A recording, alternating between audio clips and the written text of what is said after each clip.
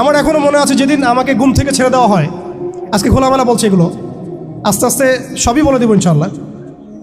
যেদিন আমাকে ছাড়া হয়েছে ওই দিন আমাকে বলা হয়েছিল যে আমি যদি ঘুমিয়েও থাকি তবু আমাকে ঘুমের মধ্যেও মনিটর করার জন্য মানুষ থাকবে। রাস্তাঘাটে যাওয়া তো বহুত দূরের কথা, বয়ান দেওয়া তো বহুত দূরের কথা, মাহফিল করা তো বহুত দূরের কথা, দাওয়াতের কাজ করা বহুত দূরের কথা, মিম্বরে দাঁড়ানো বহুত দূরের কথা। তুমি আমাদের চোখের মধ্যে থাকবা যখন তুমি ঘুমের মধ্যে থাকবা। তো এটা আমরা তখন শিখেছি যে মানুষের প্রাইভেট লাইফ বলতে আর কিছু বাকি রাখে নাই তারা। আপনি ফোন নিয়ে যা করতেছেন এভরিথিং তারা মনিটর করতে পারে, এভরিথিং। কাকে মেসেজ করতেছেন, অনেক ভাই তখন আমার সাথে দেখা করতে আসলে আমরা ইগনোর করতাম তার ভালোর জন্যই, বিকজ সে বিপদে পড়বে আমার সাথে দেখা করতে আসলে।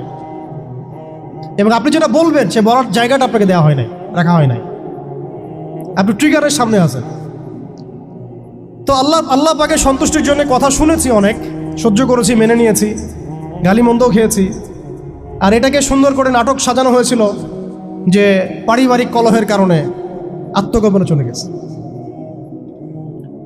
তো পারিবারিক কলহের কারণে আত্মগোপনে আমার সাথে আরো 4 জন কিভাবে গেল, আমার গাড়িও বা কিভাবে গেল।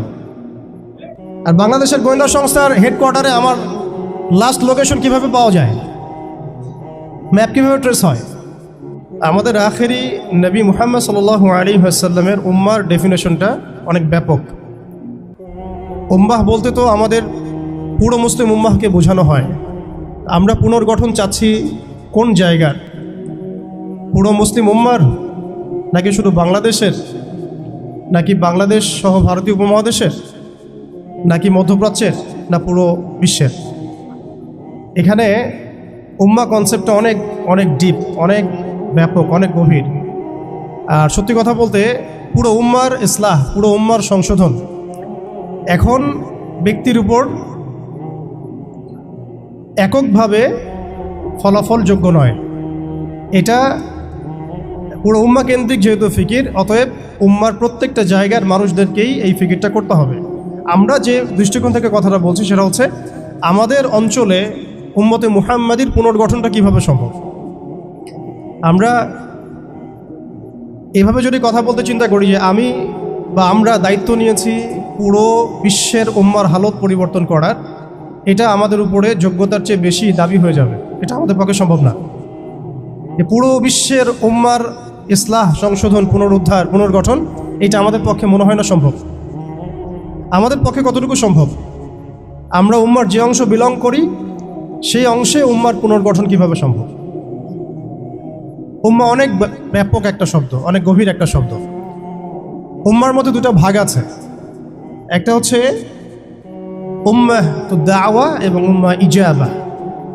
দাওয়া অর্থাৎ নবী সাল্লাল্লাহু আলাইহি ওয়াসাল্লাম সবাইকে দাওয়াত দিয়েছেন। এর মধ্যে কাফের, মুশরিক, মুনাফিকরাও উম্মার অন্তর্ভুক্ত। আব্দুল্লাহ বিন উবাই এবং তার অনুসারীরা কি উম্মার অন্তর্ভুক্ত নয়? তারা দাওয়ার অন্তর্ভুক্ত, বাট ইজাবার অন্তর্ভুক্ত নয়। ইজাবা কারা? যারা মুহাম্মদ সাল্লাল্লাহু আলাইহি ওয়াসাল্লাম যে দাওয়াতটা দিয়েছেন, আমরা দরুদ পড়ব সাল্লাল্লাহু আলাইহি ওয়াসাল্লাম, সেই দাওয়াতটা যারা কবুল করেছেন তারা উম্মত ইজাবা। এর মধ্যে আমরা পড়ছি। এখন উম্মত ইজাবার সংখ্যা আমাদের এখানে কোটি কোটি কোটি কোটি সারা বিশ্বে। এখন এমন একটা অবস্থা আমরা এসেছি যে পুনর্গঠনের প্রশ্ন উঠছে। তাহলে আমরা একটু খেয়াল করি যে উম্মার পুনর্গঠনটার প্রশ্নটা কেন উঠছে। 1 নম্বর কথা, উম্মা কি এটা তো আমরা বুঝতে পারলাম, এবং উম্মার আমরা কোন অংশ এটাও বুঝতে পারলাম। পরিপূর্ণ উম্মার ইসলাহ ও সংশোধন আমাদের এককভাবে একার পক্ষে সম্ভব না, এটাও বুঝলাম। তবে আমাদের আঞ্চলিকভাবে উম্মার যে অংশ, আমরা এই অংশটুকুর ইসলাহ, সংশোধন, পুনর্গঠন, পুনরুজ্জীবন, এগুলো আমাদের দ্বারা সম্ভব। আর পরের প্রশ্ন হচ্ছে যে দ্বিতীয় শব্দটা, যে পুনর্গঠন, উম্মাকে পুনরুজ্জীবিত করা, উম্মার হারানো গৌরব ফিরিয়ে আনা, এই প্রসঙ্গটা আসছে কেন? এই প্রসঙ্গটা কেন আসছে? তার মানে আমরা নিজেরাই সংজ্ঞায়িত করে ফেলেছি যে উম্মার অবস্থা আগের মতো ভালো নাই। এটা আমরা স্বীকার করেছি এবং এটা আমরা সবাই বুঝতেও পারছি। এই কারণে আলোচনাগুলো আসছে, আলোচনাগুলো আসার প্রেক্ষাপট তৈরি হচ্ছে, বা আমরা টপিকগুলো নির্ধারণ করছি যে উম্মার পুনর্গঠন প্রয়োজন, পুনরুজ্জীবন প্রয়োজন, পুনর্জাগরণ প্রয়োজন। তার মানে আমরা আগের হালতে নাই। আমরা আগের হালতে নাই, এটা মাথায় আসলে আবার এটাও মাথায় আসতে হবে, আগে আমরা কোন হালতে ছিলাম, আমরা আগে কোন হালতে ছিলাম।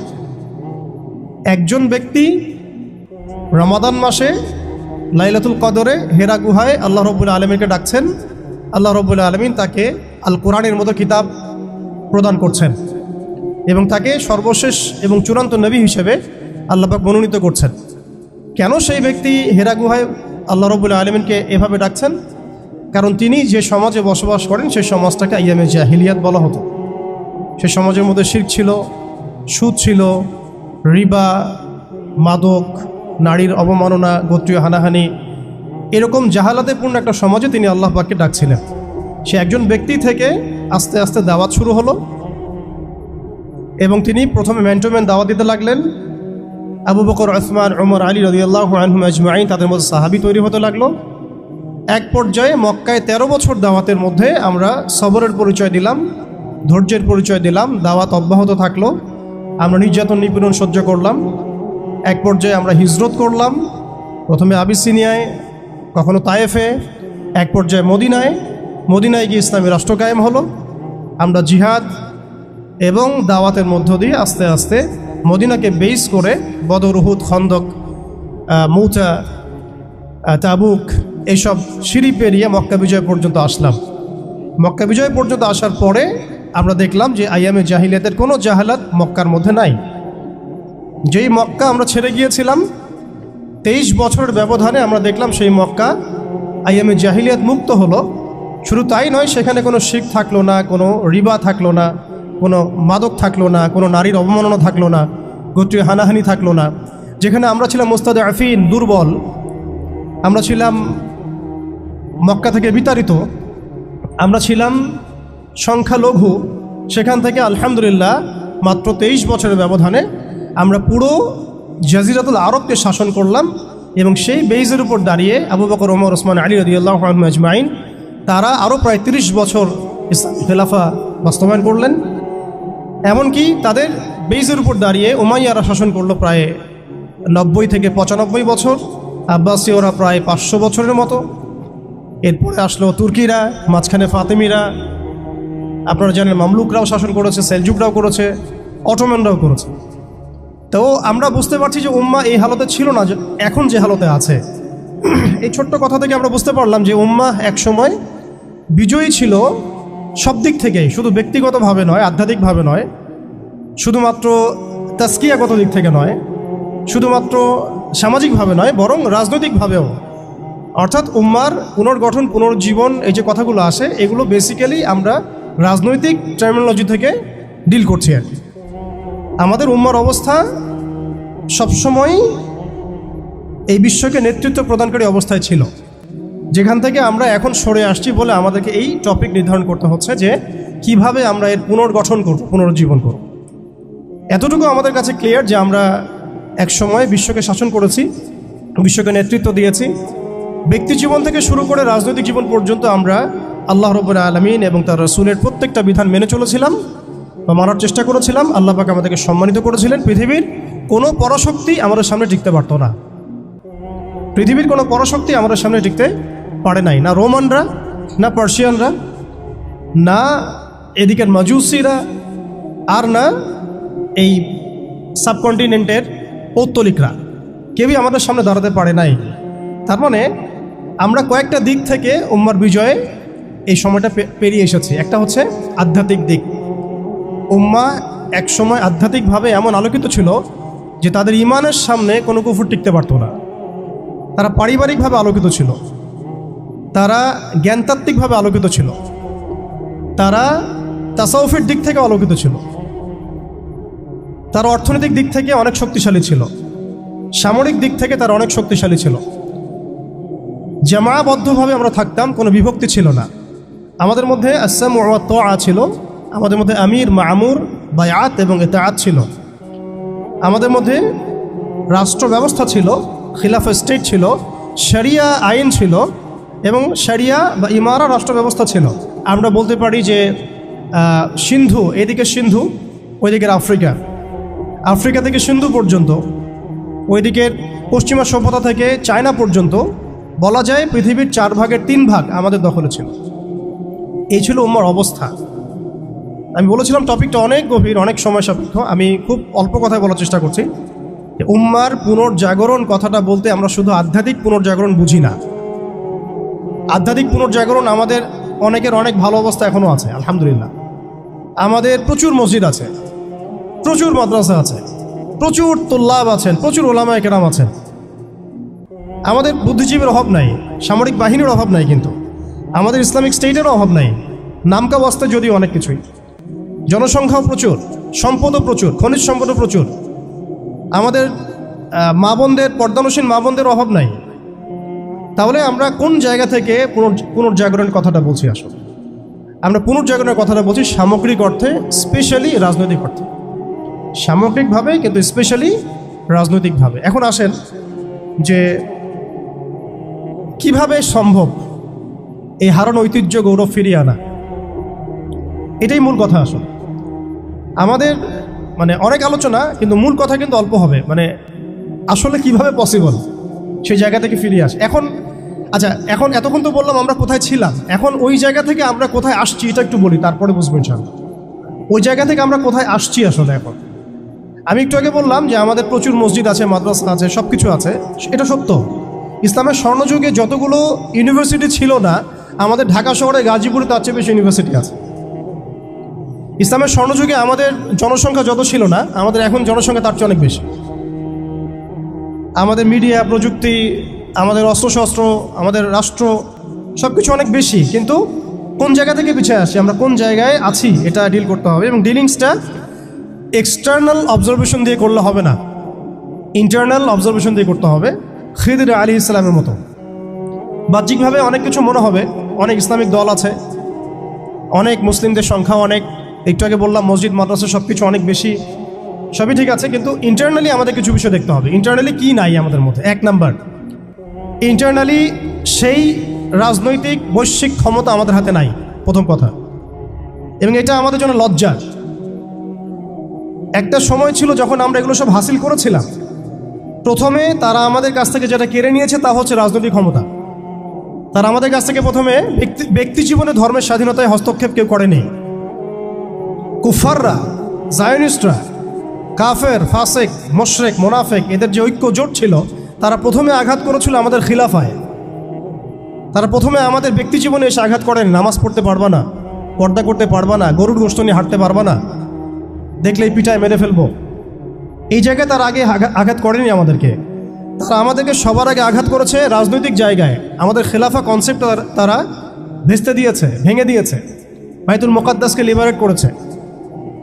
এরপরে সেই খেলাফা কনসেপ্টটাকে দূর করে দিয়ে তারা 50 থেকে 57টার মতো ক্ষুদ্র ক্ষুদ্র রাষ্ট্রে আমাদেরকে বিভক্ত করে দিয়েছে।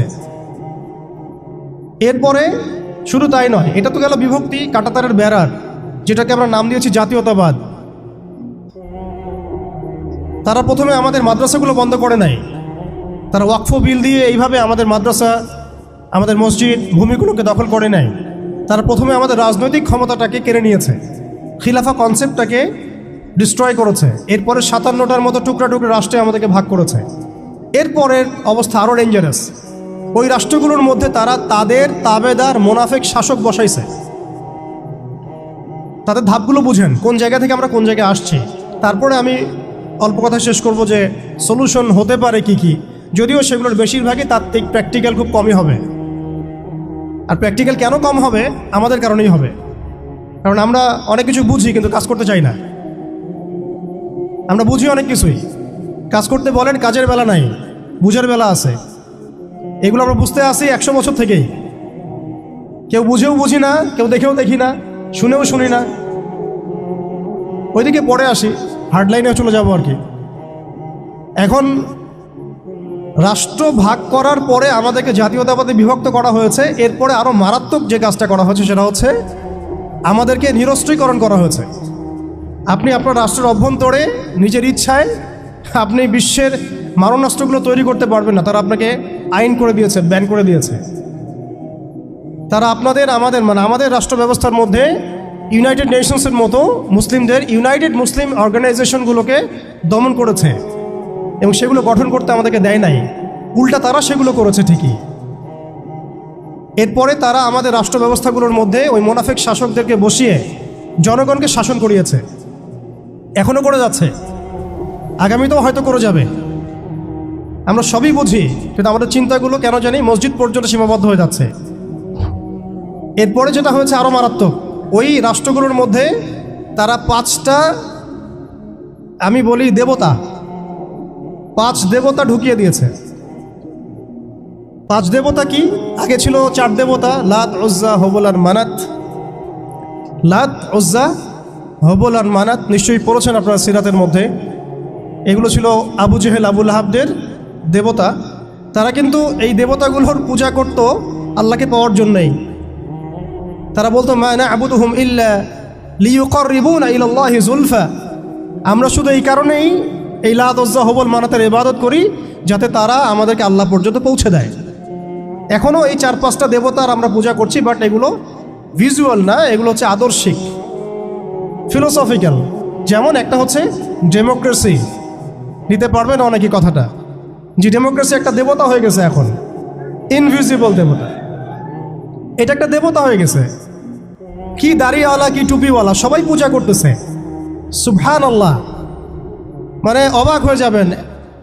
রিপোর্ট করছে টিভিতে, আপনারা কি চান, এই গভর্নমেন্ট কয় বছর থাক, এই গভর্নমেন্ট কয় বছর থাক, আপনি কি ইলেকশন চান, আপনি কি চান না। অডিয়েন্সের, সাধারণ আম জনগণের জবাব হচ্ছে না, আমরা ইলেকশন চাই না। ইলেকশন দিয়ে কি হয়, খালি এক জালেম যে আরেক জালেম আসে, আমরা এইসব ইলেকশন চাই না। আমরা চাই ভালো কোনো সরকারি ব্যবস্থায় থেকে যাক আরও 10 বছর। মানে সবচেয়ে ভালো যে চিন্তাটা তাদের, সেটাও গণতন্ত্রের বাইরে যেতে পারে না। সরি, সবচেয়ে ভালো তাদের ইনসাফপূর্ণ যে চিন্তাটা মাথা থেকে আসে, সেইটাও এই দেবতাগুলোর বাইরে যেতে পারে না। ওই পূজার মধ্যেই চিন্তা। আমরা চাই এরকম একটা গভর্নমেন্ট আসুক, এই পদ্ধতি থাক, এবং আরও 10 বছর তারা দেশ চালাক। মানে ইসলামে যে আল্লাহ প্রদত্ত একটা রাষ্ট্র ব্যবস্থা আছে, একটা ইসলামী শাসন ব্যবস্থা আছে, এই কনসেপ্টটাই নাই। নামাজ পড়ছে, মাশাআল্লাহ, রোজা রাখছে, হজ উমরা সবই করছে, বাট কেন জানি পলিটিক্যালি রাষ্ট্র ব্যবস্থা, ইসলামের যে রূপরেখা আছে বা ইসলামের যে একটা সুন্নাহ আছে, নবী সাল্লাল্লাহু আলাইহি ওয়াসাল্লামের যে একটা রেখে যাওয়া উসওয়াতুল হাসানা আছে, এইটাই মানুষ মানতে পারছে না বা বুঝতে পারছে না। জাযাকাল্লাহ। আপনারা অবচেতন শব্দটার সাথে পরিচিত কিনা? একটা হচ্ছে আমরা জেনে বুঝে একটা কাজ করি, একটা হচ্ছে না জেনেও করি, অবচেতন মনে। তো এটা একটা দেবতা, ডেমোক্রেসি একটা দেবতার নাম, যেটার পূজা করছে এখন মানুষ সারা ওয়ার্ল্ডে। আরেকটা হচ্ছে এইথিজম, নাস্তিকতা। আরেকটা হচ্ছে, আমি লিখছিলাম সকালবেলা, একটা শব্দ বের হয়েছে আর কি লিখতে লিখতে।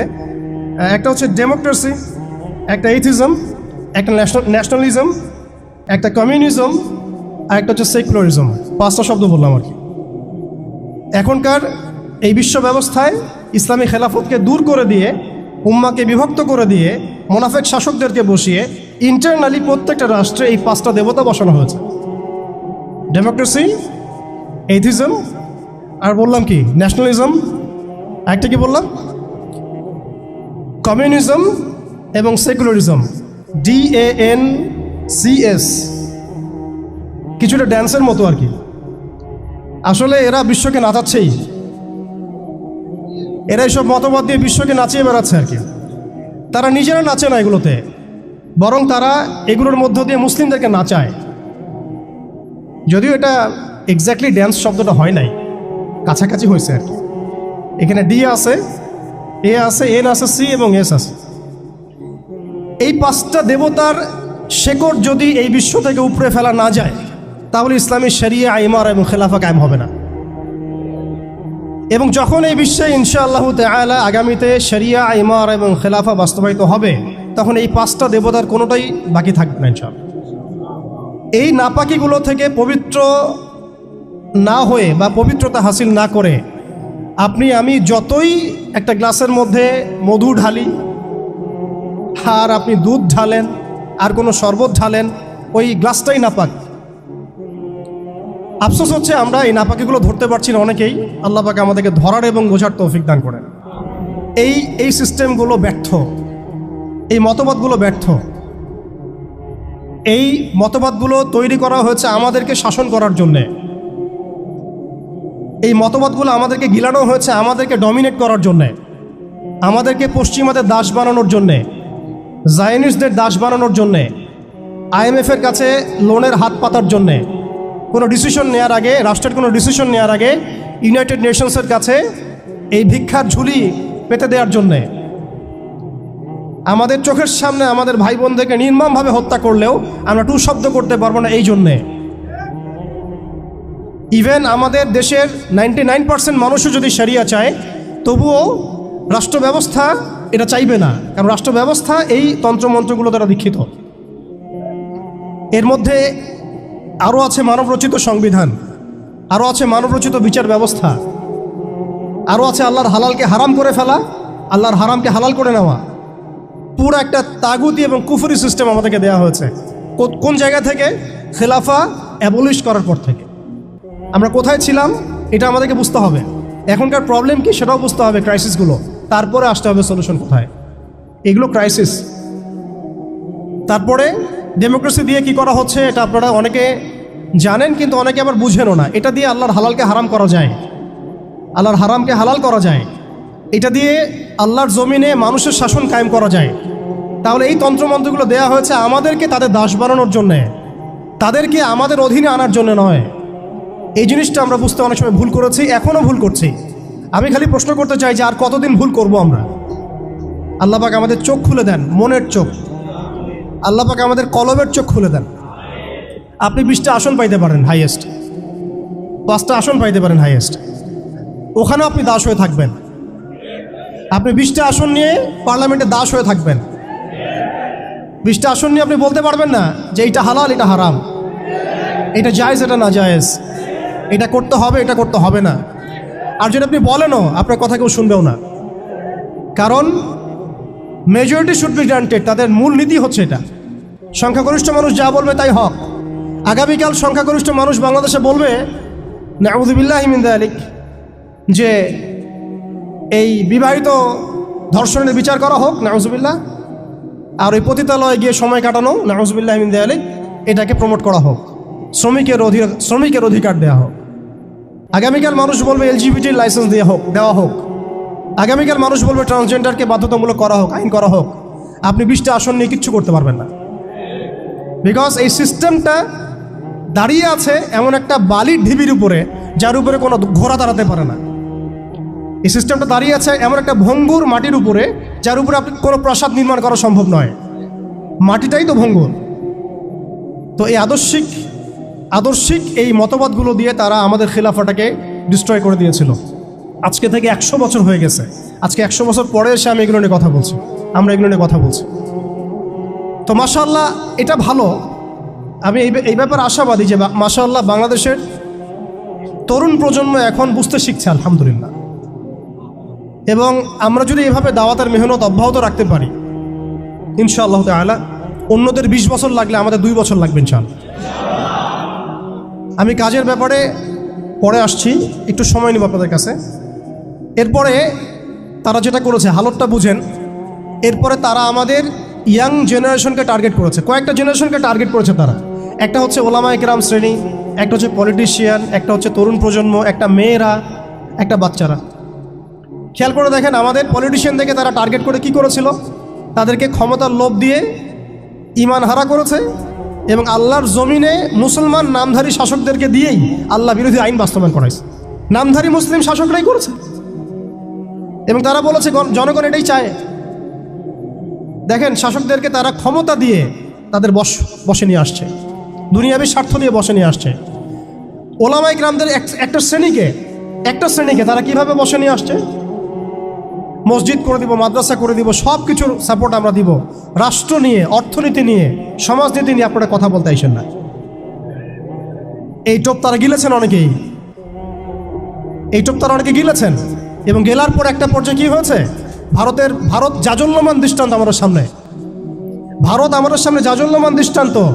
যখন আল্লামা আবুল হাসান আলী নাদভী রহমতুল্লাহি আলাইহি বলেছিলেন যে ইতিহাসের এমন কিছু সন্ধিক্ষণ আসে যখন রাজনৈতিক বিচক্ষণতার অভাবে মুসলিমরা যদি এমন কোনো সিদ্ধান্ত নেয়, এমন কোনো সিদ্ধান্ত নেয় যে সিদ্ধান্তটা যুগোপযোগী না, তাহলে সেই একটা সিদ্ধান্ত উম্মাকে 100 বছর পিছায় দেয়।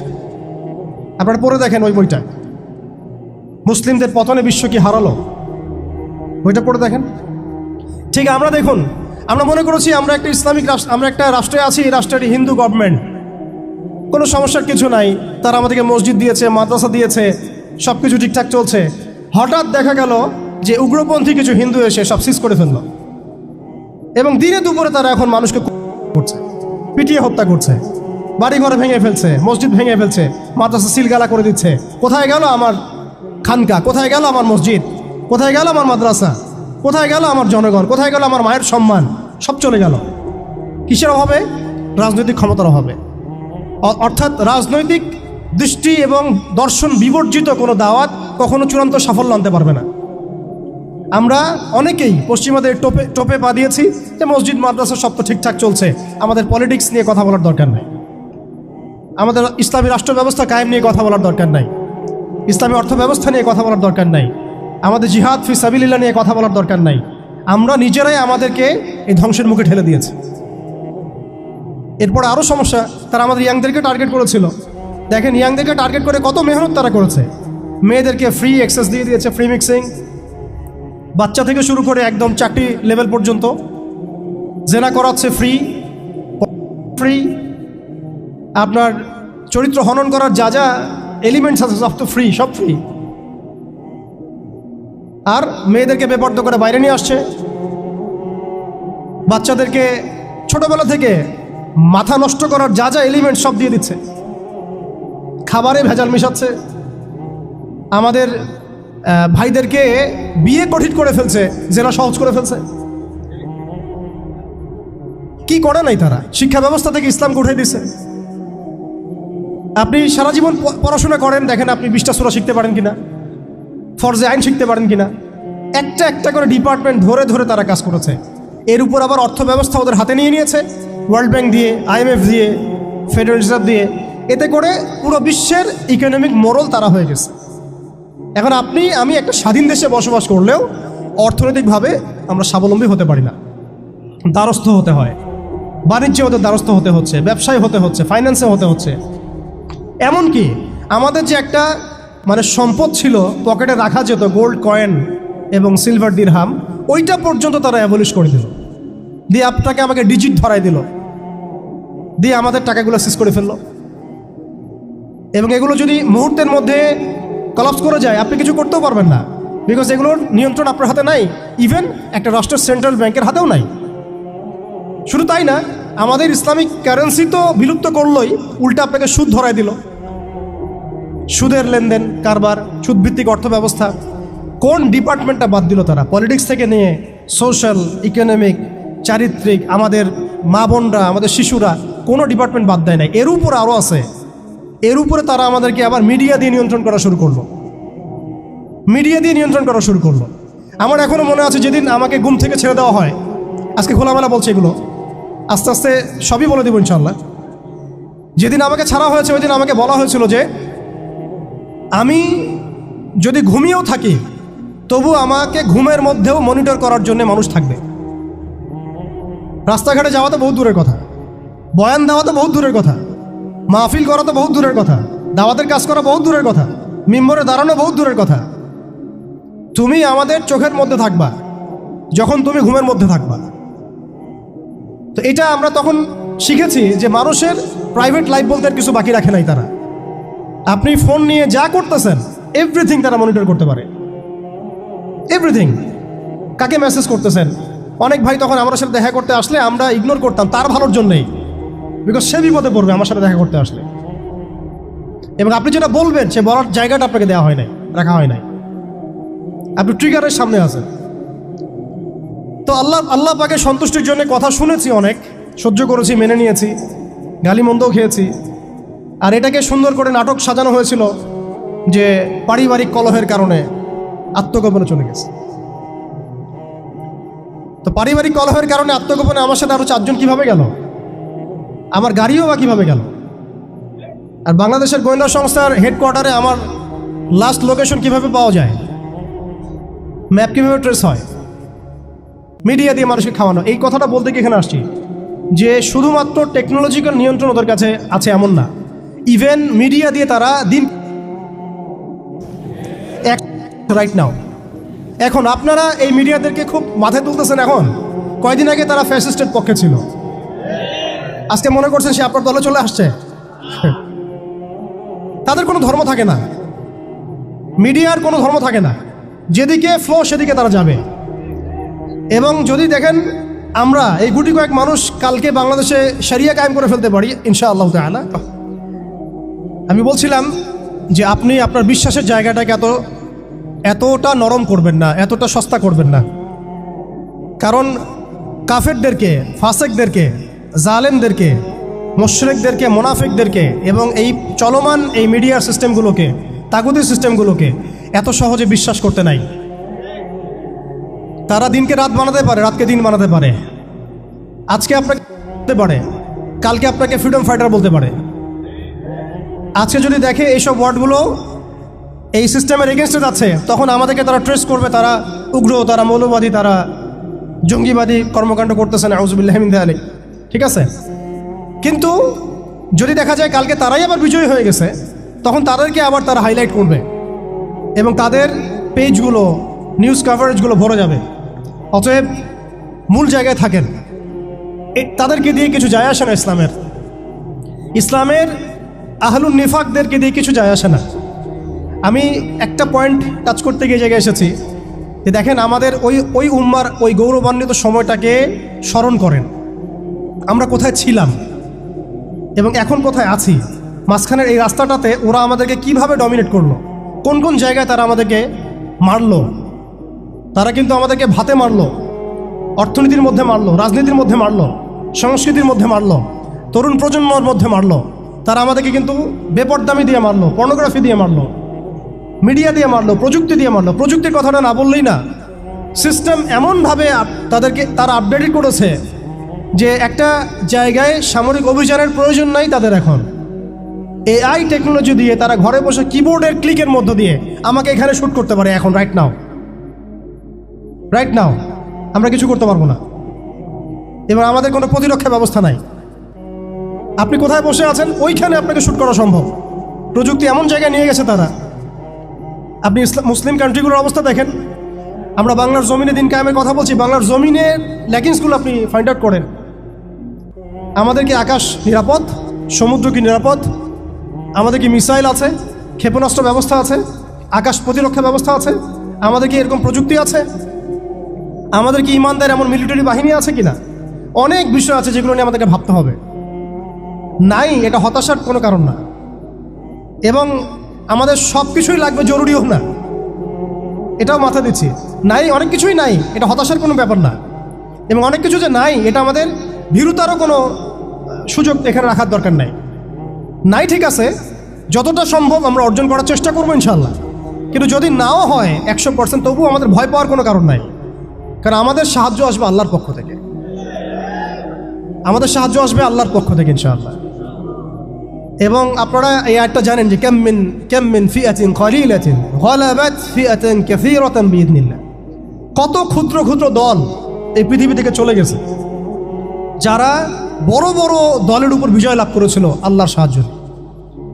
অতএব এটা আমি বলছি যাতে আমরা একটা যুগের সাথে তাল মেলাতে পারি, অন্ততপক্ষে কিছু প্রস্তুতি আমাদের থাকা তো দরকার।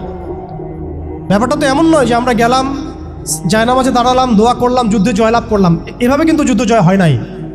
আপনারা বদরের যুদ্ধের ইতিহাস যদি পড়েন দেখবেন নবী সাল্লাল্লাহু আলাইহি ওয়াসাল্লাম আগের রাত্রে গিয়েছেন, বৃষ্টি হয়েছে, জায়গা দখল করা হয়েছে, আমরা কূপ দখল করেছি যাতে পানি আমাদের কাছে থাকে, সৈন্য বিন্যাস করা হয়েছে, যতটা ট্যাকটিক নেওয়ার প্রয়োজন সব আমরা নিয়েছি। তারপরে দোয়া, সুবহানাল্লাহ, দোয়া হতে হতে হতে হতে কাঁধ থেকে চাদর পড়ে যাচ্ছে।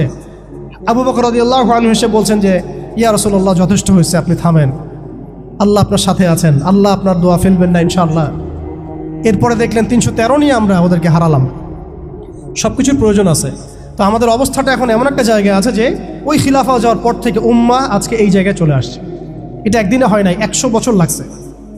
এটা ভাই একদিনে হয় নাই, 100 বছর লাগছে। ওরা 100 বছর মেয়াদি প্ল্যান করেছিল, আরও বেশি প্ল্যান করেছে ওরা। রাজনৈতিক শক্তি হচ্ছে এখন আমাদের মূল লক্ষ্য হওয়া দরকার। একটা অঞ্চলে ইসলামী ইমারা শরিয়া কায়েম করার জন্যে 100% মানুষের 100% পরিপূর্ণ মুসলিম হওয়া শর্ত না। জি, বরং একটা অঞ্চলের মানুষের মধ্যে যদি মুসলিমে মানুষও একদম খালেস মুখলেস হয়, মুত্তাকি হয়, পরহেজগার হয়, ইমানদার হয়, একদম সিরাতের আদলের সব সুন্নাহগুলো মেনে চলে, ওই গুটি কয়েক মানুষের দ্বারা ইনশাআল্লাহ একটা বড় অঞ্চলে খেলাফত প্রতিষ্ঠা করা সম্ভব। আমি একটা এক্সাম্পল দিচ্ছি, আমি আমার আউট অফ হেডস কথা বলছি না। মদিনা রাষ্ট্র যখন কায়েম হয়েছে, আমাদের কি মনে হয় মদিনার 100% মানুষই মুসলিম হয়েছিল? কখনোই না। মদিনায় আনসার সাহাবি তারা মুসলিম ছিলেন, আওস ও খাজরাজ গোত্রের, হিজরত করে গিয়েছেন মুহাজির সাহাবিরা, এতটুকু ইসলাম, এতটুকু মুসলিম আমাদের। বাকি বহু অংশে মুনাফেক, আব্দুল্লাহ বিন উবাইর অনুসারী, আর বড় বড় 3টা গোত্র আছে, বনু কোরাইজার, বনু কাইনুকার, বনু নাজিরের, খায়বার আছে, পত্তলিকরা আছে, কিছু নাসারাও আছে আশেপাশে। তারপরেও সেখানে ইসলামী রাষ্ট্র কায়েম হয়েছে। এই শর্তটা যারা জুড়ে দিচ্ছেন, এটা ঠিক হচ্ছে না যে একদম 100% মানুষের ইসলাম না হওয়া পর্যন্ত আমাদের এখানে ইসলামী শরিয়া কায়েম করা যাবে না, এই কনসেপ্ট ঠিক না।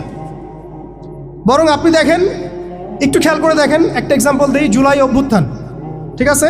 এই সময় মাঠে ময়দানে ছিল সব মিলায় ধরেন 20% মানুষ এই বাংলাদেশের, বাকি 80% মানুষ ঘরেই ছিল, আজও ঘরে আছে, শরিয়া কায়েম হলেও ঘরেই থাকবে। আপনি খেয়াল করে দেখেন, তাদের কিছু যায় আসে নাই, তারা যেভাবে ছিল সেভাবে আছে। আগে ছিল একটা শাসন, তাদের কাছে মনে হচ্ছে এখন আরেকটা শাসন আসবে। তাদের চিন্তায় তো এতটুকু, চিন্তার লিমিটেশন এতটুকুই, একজন গেছে আরেকজন আসবে, এক তাগুত গেছে আর এক তাগুত আসবে, মদের বোতল চেঞ্জ হবে, মদ সেম থাকবে, ওদের চিন্তাটা এমনই। তো এত মানে আমাদের কঠোর চিন্তার প্রয়োজন নাই যে 100% মানুষ মুসলমান পরিপূর্ণ না হওয়া পর্যন্ত শরিয়া কায়েম হবে না। না, আমি এই পয়েন্টটাতে একটু সময় নিয়ে নিলাম। দেখেন, ভারতের অবস্থাটা আমাদেরকে খুব পীড়া দিচ্ছে। ভারতের অবস্থা আমাদেরকে অনেক পীড়া দিচ্ছে না? এটা দেওয়ার পরেও কিন্তু আমি কিছু করতে পারছি না। এটা যদি আল্লাহ না করুক, যদি এটা বাংলাদেশে হয়, আল্লাহ না করুক, এটা যদি বাংলাদেশে হয়, তখন আপনার ফতোয়া কী হবে, আমাদের ফতোয়া কী হবে, এটা আমাদের এখনই স্পষ্ট করা উচিত। এবং যেটার আশঙ্কা আমরা করি, সেটার প্রিপারেশন কেন আমরা নিব না? যেটার আশঙ্কা আমরা করি বা যেটা আমরা বুঝতে পারছি এটা হতেই পারে, অসম্ভব কিছু না, তাহলে তার প্রিপারেশন আমরা কেন রাখবো না? এটা আমার প্রশ্ন আর কি। ভারতের মুসলিমরা কি কখনো ভেবেছিল আজকে থেকে 10 বছর আগে এমনটা হবে?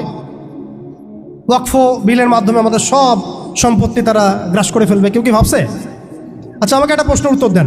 আগামীকাল যদি দারুল উলুম দেওবন্দ তারা দখল করে ফেলে, বলেন, আগামীকাল যদি তারা বলে দারুল উলুম দেওবন্দ আমাদের, এখান থেকে বের হও সবাই, কি করবেন আপনারা?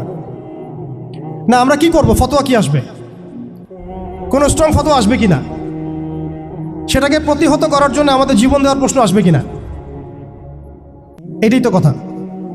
যদি হ্যাঁ হয়, তাহলে আজকে আমরা ভারতের মুসলমানদেরকে মৃত্যুর হাতে ছেড়ে দিচ্ছি কিভাবে? আর যদি না হয়, তাহলে তো কিছু বলার নাই। মানে আমাদের সামনে রাস্তা তো 2টা, হয় তাদের সামনে, আমাদের বলতে আমি তাদেরকে আমাদের অন্তর্ভুক্ত করে বোঝাচ্ছি, তাদের সামনে রাস্তা 2টা, হয় এখন তাদের মার খেয়ে মরবে জিল্লতির সাথে, থুতু চাটাচ্ছে তারা রাস্তায়, আমাদের মুসলিম ভাইদেরকে তারা থুতু চাটাচ্ছে রাস্তায়, মেয়েদেরকে নগ্ন করতেছে, বাড়িঘর জ্বালাই দিচ্ছে, মসজিদ ভেঙে দিচ্ছে, মাদ্রাসা দখল করতেছে, গরুর গোশত নিয়ে গেলে পিটায় মেরে ফেলতেছে, বাবার সামনে মেয়েকে ধর্ষণ করতেছে। সবচেয়ে বড় কথা, আমাদের নিরপরাধ ভাইদেরকে তারা একটা ইস্যু ক্রিয়েট করে করতেছে। এটা একটা জেনোসাইড। হয় তারা এই জিল্লতিগুলো সহ্য করে এভাবে লাঞ্ছনার মৃত্যু মরবে, অথবা প্রতিহত করে শাহাদাতের মর্যাদায় মারা যাবে, শহীদ হবে। এর বাইরে কোনো রাস্তা আছে কি না? এখন আমরা যদি আমাদের পার্শ্ববর্তী অঞ্চল সম্পর্কে সচেতন থাকি, তাহলে আমাদের অভ্যন্তরীণ বিষয়গুলো সম্পর্কে আমাদের সচেতন থাকা উচিত কি উচিত না? আমাদের উম্মার ফিকির অনেক গভীর। এই জন্য আমি বলেছিলাম শুরুতে অনেক কথা আছে। আসেন একটু শেষ করি, অনেক লম্বা হয়ে যাবে আপনাদের। প্রিয় ভাইরা, অবস্থাটা শুধুমাত্র আধ্যাত্মিক না, মানে ক্রাইসিসটা একটু বুঝেন, ক্রাইসিসটা শুধুমাত্র ইমানের ক্রাইসিস না, ক্রাইসিসটা শুধুমাত্র আমাদের সংখ্যার না, মানে আমাদের মসজিদের মাদ্রাসার না, আমাদের শুধু মিডিয়া নিয়ে সমস্যা না, শুধু প্রযুক্তি নিয়ে সমস্যা না, আমাদের ইন টোটাল ব্যক্তি জীবন থেকে নিয়ে পলিটিক্যাল সিস্টেম পর্যন্ত প্রত্যেকটা ডিপার্টমেন্টেই আমাদের উম্মাগত সমস্যা। তার মধ্যে সবচেয়ে বড় জায়গাটাই হচ্ছে আমরা আমাদের ওই রাজনৈতিক সে ক্ষমতা ওইটা হারাই ফেলছি আর কি। আল্লাহ পাক আমাদের সবাইকে উম্মার সেই হারানো জায়গায় ফিরে যাওয়ার তৌফিক দান করে। এখন তো প্রশ্ন একটা আসতেছে যে এটা কি পসিবল কিনা, এটা পসিবল কিনা সেটা আমি না বলে হাদিস থেকে বলি। রাসূলুল্লাহ সাল্লাল্লাহু আলাইহি ওয়াসাল্লাম আখিরুজ্জামানের হাদিসগুলোর মধ্যে অনেকগুলো হাদিস, এগুলোর মধ্যে ইরশাদ করেছেন। আমি কয়েকটা সামারি বলছি খালি। মালহামা হবে এটা লেখা হয়ে গেছে, এবং মুসলিমদের একটা বড় অংশ শহীদ হবে এটাও লেখা হয়ে গেছে। মুসলিমদের একটা অংশ এই যুদ্ধে জয়লাভ করবে এটাও লেখা হয়ে গেছে। ঈসা আলাইহিস সালামের হাতে 40 বছর ইসলামী খেলাফা কায়েম হবে এটাও লেখা হয়ে গেছে। তাহলে এই বিষয়ে যাদের মধ্যে কনফিউশন আছে যে ইসলাম কি আবার সে আগের জায়গায় যাবে, উম্মাহ কি আবার হারানো ওই জায়গায় ফিরে পাবে, এই কনফিউশনটা আগে দূর করতে হবে। আজকে থেকে বাসায় ফিরে গিয়ে আপনি কনফিডেন্ট থাকবেন যে সামনে আমরা জয়লাভ করতে যাচ্ছি ইনশাআল্লাহ। আগামীকাল আমাদের জয়ের সূর্যোদয় উঠবে, এটা লেখা হয়ে গেছে। এটা যাদের মধ্যে পড়াশোনা নাই, এলেম নাই, যারা দুনিয়াদার, যারা এইসব তন্ত্রমন্ত্রে ধোকায় পড়ে আছে, তাদেরকে বললে তারা হাসতে পারে। ওরা এগুলোকে ওই যে আসাতিরুল আউয়ালিন বলতে পারে, যেমনটা কাফেররা বলতো, প্রাচীন নীতি কথা এগুলো বলতে পারে। কিন্তু এটা মুহাম্মদ সাল্লাল্লাহু আলাইহি ওয়াসাল্লামের পবিত্র জবানের ভবিষ্যৎবাণী, কেউ ঠেকাতে পারবে না ইনশাআল্লাহ। অতএব এখন যেহেতু আমরা আমাদের গন্তব্যটা জানি, এই জায়গায় আমরা যাবো ইনশাআল্লাহ, অতীতটাও জানছি কোথায় ছিলাম, মাঝখানে কিভাবে আমরা এই জায়গায় আসলাম সেটাও জানলাম। এখন 2 মিনিটে